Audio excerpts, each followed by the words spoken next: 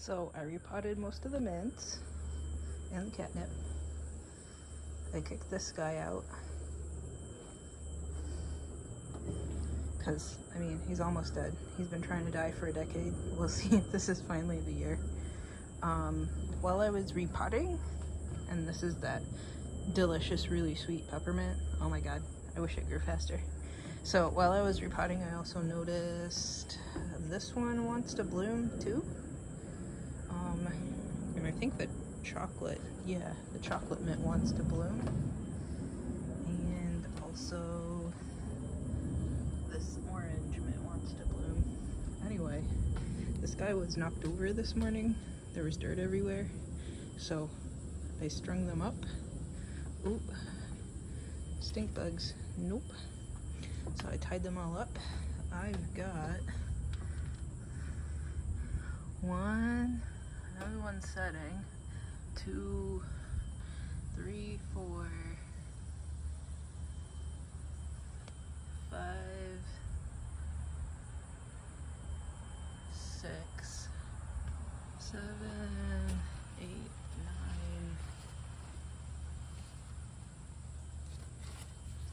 No, there's another one. 10 at least eggplants. I'm excited. I've been looking at recipes. Apparently, there aren't any like approved canning pickled eggplants. But I found a recipe that should be, I mean, knock on wood, right? Should be good for, it's either an Italian or a French, and it's kind of mixed stuff. So it's eggplant and tomato and stuff. And I mean, I got that pH meter, so I'll mix it up and I'll can it all up. And after a couple of days, I'll test the pH. Like, I'll pop one of the cans and test the pH and make sure that it's safe. I think if it's either 4.7 or 4.6. So let's go with 4.6. So 4.6 and under is safe for canning for like botulism reasons. So there's Georgie waiting on the lizards. There's a lizard that lives under the stoop. I don't know if you can see it, but it's right over there. I'll walk up slowly and see if it hides or not. It thinks I can't see it, but I definitely can. Did you see it? It moved its head under. It's so cute. It's one of those skinks. Georgie's so cute too. What else? In the garden, I just dumped a little bit of water on all of the tomatoes and the potted trees. Yesterday I dumped some water on the 2 zucchinis. That, calculating the days, it said 48 days till harvest. It's either been 3 or 4 weeks.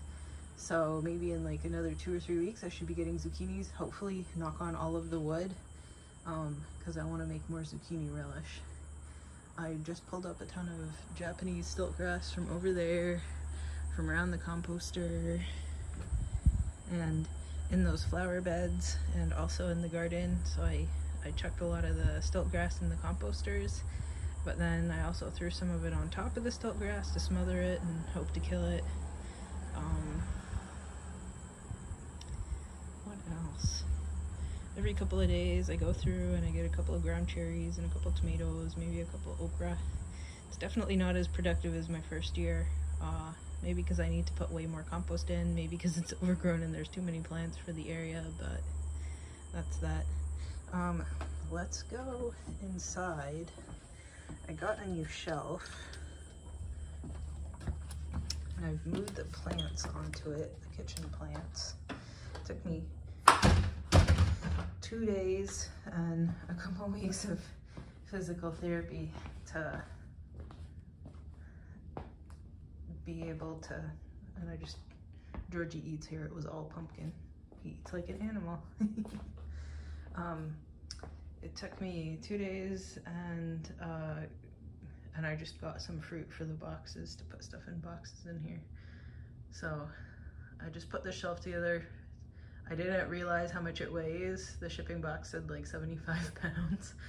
So it's really sturdy. The legs of it, all of those legs, the vertical parts, are metal with metal screws, and I think it's actual wood on the shelves that are just painted white. So I had lights on this pole, right, the ones that I bought, twice as many as I needed, and then cobbled together into really tall light poles. But it hangs down, right? So it was about here, and it was angled, so it was tilted, so it was pointing from the side, so all of my plants would grow sideways. So I decided, well, maybe I can stick hooks into the ceiling like I have in the plant room, but I don't want to make more holes. So I used those Command sticky hooks, and I put them up there maybe 15 hours ago. So I think you're supposed to let them stick for like a day before you hang anything off of them. So I put it wide apart enough that it ought to stretch this metal wire and then hold it closer to the ceiling. And I think I'm still gonna take those Madagascar dragon tree palms and these guys and fashion myself a 70s-esque macrame out of my orange twine to tie onto these loops so that I can drop the saucers into it, because these loops are not the right size to put my saucers in, which is precarious. So I'm gonna mount them up to this. So I think the tallest guy onto here, and then this and the dragon palm onto over here. And I don't know about the top. We'll see, we'll see. I mean, even if I don't end up using these, they're still good to have around, right? I bought so many. What else? There's no light on them today. Hopefully they're not too mad. Because I'm waiting for those hooks to cure. We can look in the terrarium here. I don't think we look at this too often. There's that wasp, right, that I dropped in here. It's flying around the house a couple weeks ago. Maybe a couple months ago at this point. The helianthera bloomed months ago, but I just left the stalk because it's probably still photosynthesizing. Here's my cephalotus. It actually has pictures this year. I dumped a bunch of coffee on him.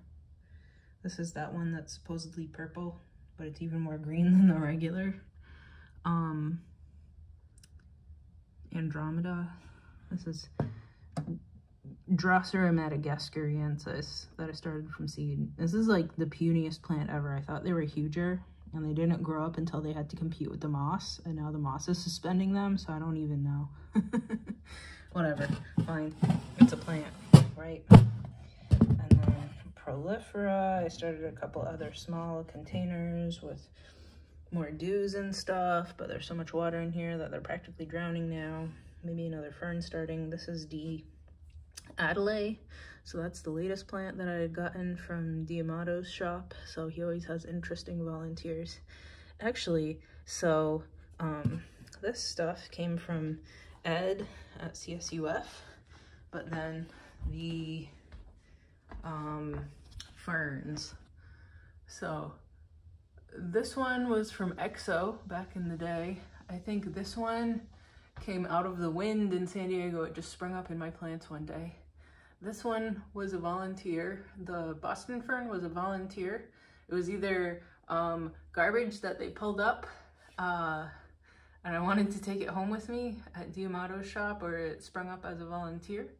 And same with, I think it's maidenhair fern. So that came up as a volunteer from a Diamato plant that I had bought. So, and a pot of this stuff. I love it. I kept killing it for a while. I'm glad it's doing well in this pot. Some of these plants are way bigger than I assumed they were when they were on that brown shelf.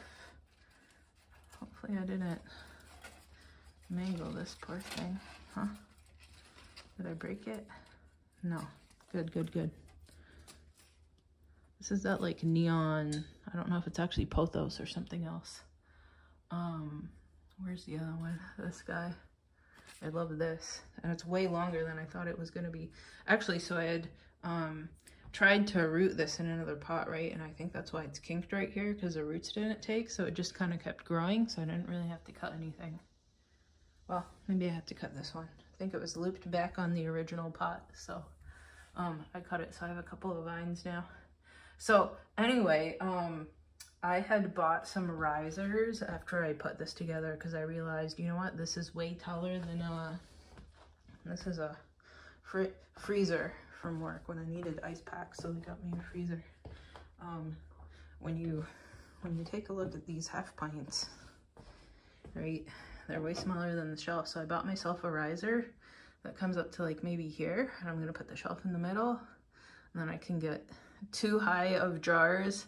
I think this is 10 inches, and I think the riser is like 8.5 or something. And then it has holes on the bottom, so you can put screws through it and mount it to stuff. And it's extensible. So I'm gonna screw it onto here, and because it's kind of a metal loop that the shelf goes through, and maybe I'm gonna, might look a little ratchet, but I'm gonna tie this twine around the legs of it so that these guys don't accidentally jump off the shelf, right? Because they're glass. At least that's my hope. We'll see if it actually comes true. Look at this nice long root. I think it's from the, whatchamacallit, Monstera, that really split leaf one that I have, not Celtipicana, Subpinata. So it doesn't have any leaves, it's just a vine. This is it. I wish it would make some leaves, but as long as it's alive, I guess okay. Because I don't think that root is coming out of the Deliciosa. So, I don't know. Because I think it has maybe 1 leaf up in the plant room, or it might have just dropped that leaf and turned into just a vine up there too. Anyway, I think that's long enough for this week. I do like this shelf with plants draped over it. I'm excited to have somewhere to put like seeds that I've gathered, and my basket for harvesting, and some of the other baskets, and all of these saucers and stuff that I didn't have room for in the plant room on this shelf. Maybe I have too much stuff. I definitely have too much stuff, but when you're growing up plants, you need to work your way through smaller pots to bigger pots, and if you get rid of the small pots, then when you have small plants again, then you realize, oh, I should have kept the small pots. So, because I think I got rid of a bunch of the little 3-inchers on NASC auction a bunch of years ago, maybe 4-inchers, and now I kind of miss them. Anyway, that's enough for the week. Enough rambling. See y'all next week. Okay, we'll give you a couple seconds of lizard. This is the guy who lives under my door, out sunning himself. It feels like it's 90 degrees again. I don't know if it is, but there's our little lizard friend. Still has a little bit of a blue tail.